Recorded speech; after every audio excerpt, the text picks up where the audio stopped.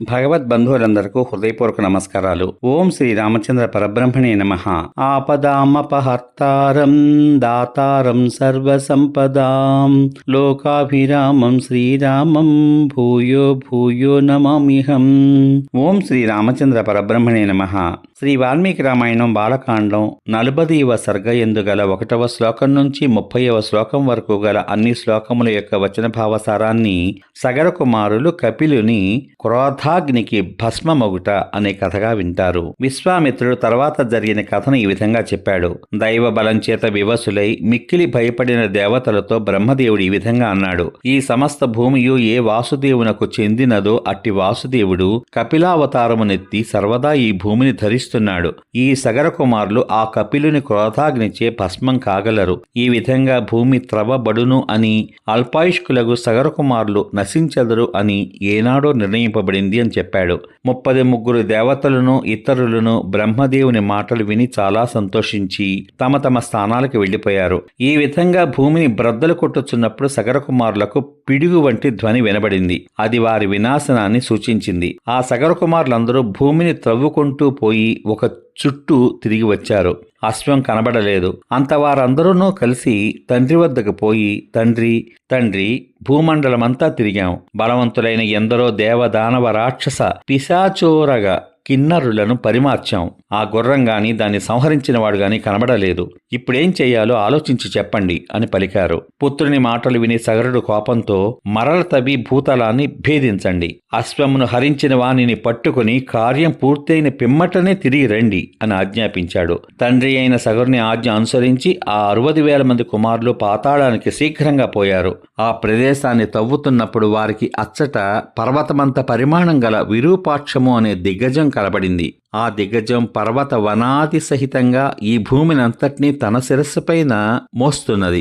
ఆ మహాగజం అలసట కలిగినప్పుడు అప్పుడప్పుడు విశ్రాంతి కొరకై శిరస్సును కదులుస్తూ ఉన్నది. అప్పుడు భూకంపం కలుగుతోంది. వారు ఆ దిగ్గజానికి ప్రదక్షిణం చేసి పూజించి భూమిని భేదించుకుంటూ పాతాళానికి పోయారు. పిమ్మట తూర్పు దిక్కును, తర్వాత దక్షిణ దిక్కును భేదించారు. దక్షిణ దిక్కునందు కూడా వారు గొప్ప పర్వతంతో సమానమైన మహాపద్మము అనేడి మహాగజాన్ని చూశారు. అది కూడా శిరస్సుపై భూమిని మోస్తున్నది. దానిని చూసి వారు చాలా ఆశ్చర్యం చెందారు. పిమ్మట మహాత్ముడైన సగరుని 60,000 మంది కుమారులు ఆ దిగ్గజానికి ప్రదక్షిణము చేసి పశ్చిమ దిక్కునందు తవ్వారు. మహాబలవంతులైన ఆ సగరపుత్రులు పశ్చిమ దిక్కునందు కూడా పర్వత సమానమైన సౌమనసము అనేటి దిగ్గజాన్ని చూశారు. వారు ఆ దిగ్గజానికి ప్రదక్షిణ నమస్కారాలు చేసి కుశల ప్రశ్న వేసి అచ్చటి నుండి భూమిని తవ్వుకుంటూ ఉత్తరం వైపు వెళ్లారు. ఉత్తర దిక్కునందు వారు మంగళకరమైనది, మంచువలె తెల్లగా ఉన్నది, భూమిని మోస్తున్నది అగు భద్రము అనేడి దిగ్గజాన్ని చూచారు. సగరుని 60,000 మంది కుమారులను ఆ దిగ్గజాన్ని స్పృశించి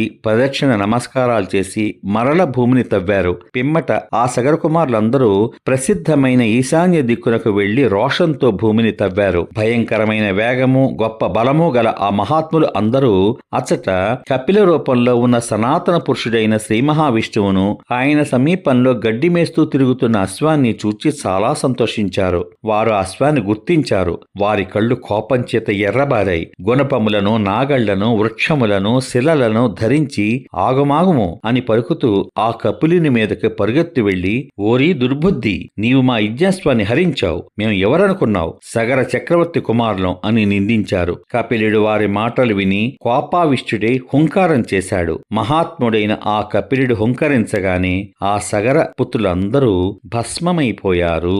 సమాప్తం. ఇంతవరకు మీరు శ్రీ వాల్మీకి రామాయణం బాలకాండం 40వ సర్గ యందు గల 1వ శ్లోకం నుంచి 30వ శ్లోకం వరకు గల అన్ని శ్లోకముల యొక్క వచన భావసారాన్ని సగర కుమారులు కపిలుని క్రోధాగ్నికి భస్మమొగుట అనే కథగా విన్నారు. రేపటి భాగంలో శ్రీ వాల్మీకి రామాయణం బాలకాండం 41వ సర్గ యందు గల 1వ శ్లోకం నుంచి 26వ శ్లోకం వరకు గల అన్ని శ్లోకముల యొక్క వచన భారాన్ని అంశుమంతుడు యజ్ఞాశ్వమును తీసుకుని వచ్చుట అనే కథగా వింటారు. ఓం శ్రీ రామచంద్ర పరబ్రహ్మణే నమః.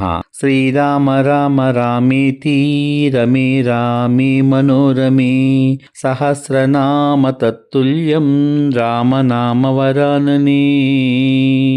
ఓం శ్రీ రామచంద్ర పరబ్రహ్మణే నమః. సర్వే జనా సుఖినో భవంతు. శుభమస్తు. స్వస్తి.